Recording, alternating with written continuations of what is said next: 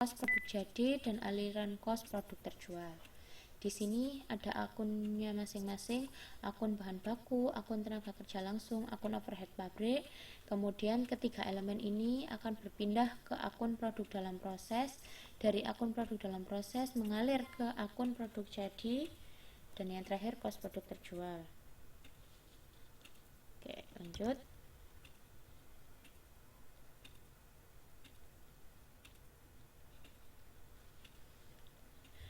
Oke, laporan kos produksi dan laporan laba rugi. Di sini jadi bisa dibilang bahwa maaf, salah pencet. lanjut, maaf ya.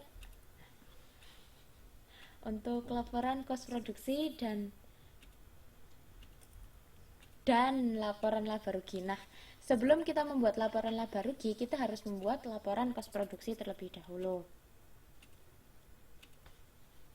Nah, jadi nanti ketika kita sudah selesai membuat laporan kos produksi, di situ kita baru bisa bikin laporan laba rugi. Kenapa kok seperti itu? Karena ada bagian di laporan laba rugi yang harus mencantumkan hasil dari laporan kos produksi. Jadi setelah kita menghitung laporan kos produksi, hasilnya ini nanti akan dimasukkan di bagian pada laporan laba rugi. Jadi inilah hubungannya.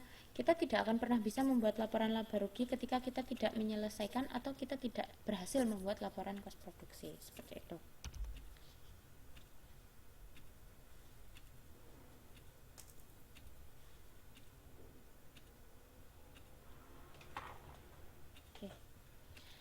Oke, sekarang kita akan belajar lebih detail tentang bahan baku dan juga tenaga kerja.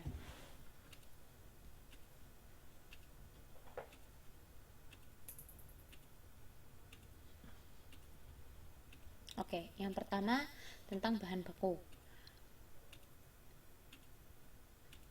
Bahan itu dibagi menjadi dua. Yang pertama bahan baku dan bahan penolong. Karakteristik dari bahan baku. Yang pertama, dapat diidentifikasi dengan jelas pada produk jadi.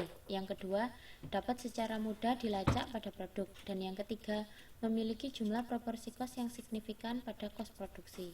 Sedangkan untuk bahan penolong, karakteristik yang pertama tidak dapat diidentifikasi secara jelas pada produk jadi. Yang kedua, tidak dapat secara mudah dilacak pada produk.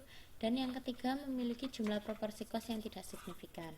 Jadi ketika bahan baku itu sangat mencolok, bahan dalam satu produk itu sangat mencolok, itu adalah bahan baku. Sedangkan ketika penggunaannya hanya minor, sedikit, tidak mencolok pada produk jadi, maka itu disebut sebagai bahan penolong.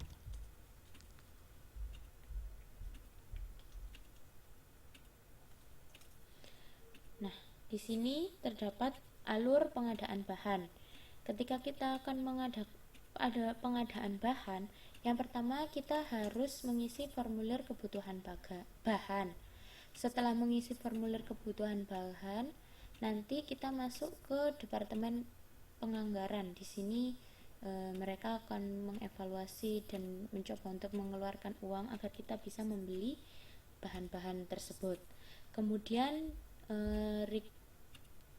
di request atau kita merequest permintaan tersebut ke departemen pembelian. Di departemen pembelian inilah nanti yang akan menghubungi supplier, dia yang akan meminta ke supplier produknya, kemudian dia akan mengorder pembelian ini juga oleh departemen pembelian, yang kemudian langsung ada laporan penerimaan. Nanti gudang akan menerima laporan penerimaan.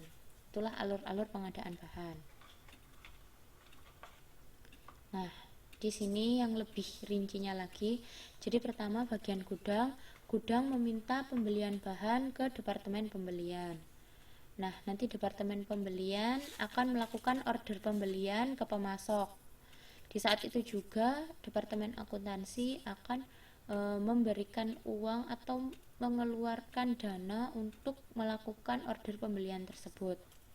Setelah diorder pembeliannya, barang datang, itu nanti akan diterima oleh departemen penerimaan. Di situ juga akan dicatat dalam laporan penerimaan. Nah, departemen penerimaan ini yang akan menaruh barang-barang tadi atau bahan baku tadi di gudang. Nah, terserah, nanti di gudang inilah kemudian produk akan keluar untuk digunakan sebagai proses produksi, seperti itu.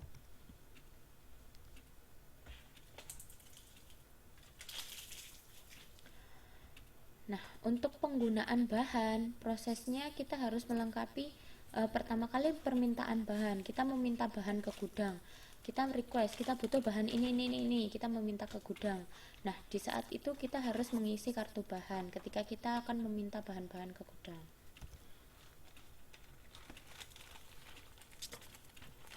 Nah, untuk perencanaan bahan, kita mengenal dua hal, yaitu Economic Order Quantity atau EOQ dan juga order point.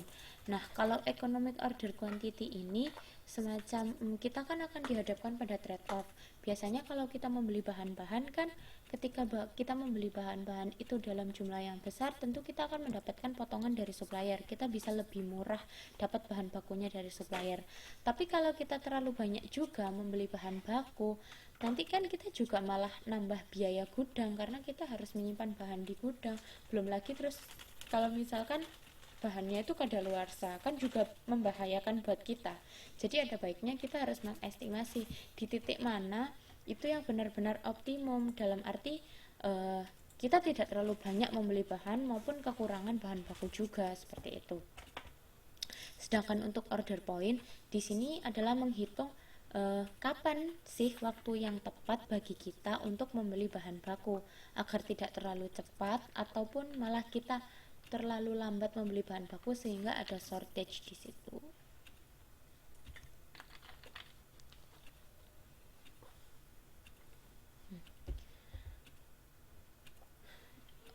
Sekarang tenaga kerja.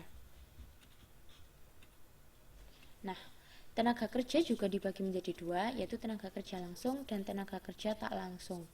Untuk tenaga kerja langsung, ciri-cirinya adalah yang pertama terlibat secara langsung dalam produksi produk jadi, yang kedua dapat secara mudah dilacak pada produk, dan yang ketiga merepresentasi elemen kos tenaga kerja yang signifikan pada produk jadi. Jadi tenaga kerja langsung ini bersinggungan langsung dengan proses produksi, berbeda dengan tenaga kerja tak langsung yang mereka tidak bersinggungan langsung dengan proses produksi. Jadi ciri-cirinya tidak dapat diklasifikasikan sebagai tenaga kerja langsung, tidak dapat secara mudah dilacak pada produk, dan jumlahnya tidak signifikan. Contohnya ya kayak Pak Satpam itu termasuk ke dalam tenaga kerja tak langsung.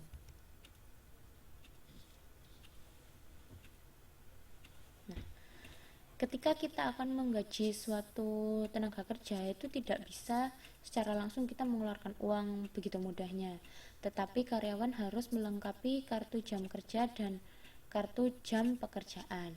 Ketika mereka sudah melengkapi dua hal itu, nanti data-datanya akan diserahkan ke Departemen Penggajian.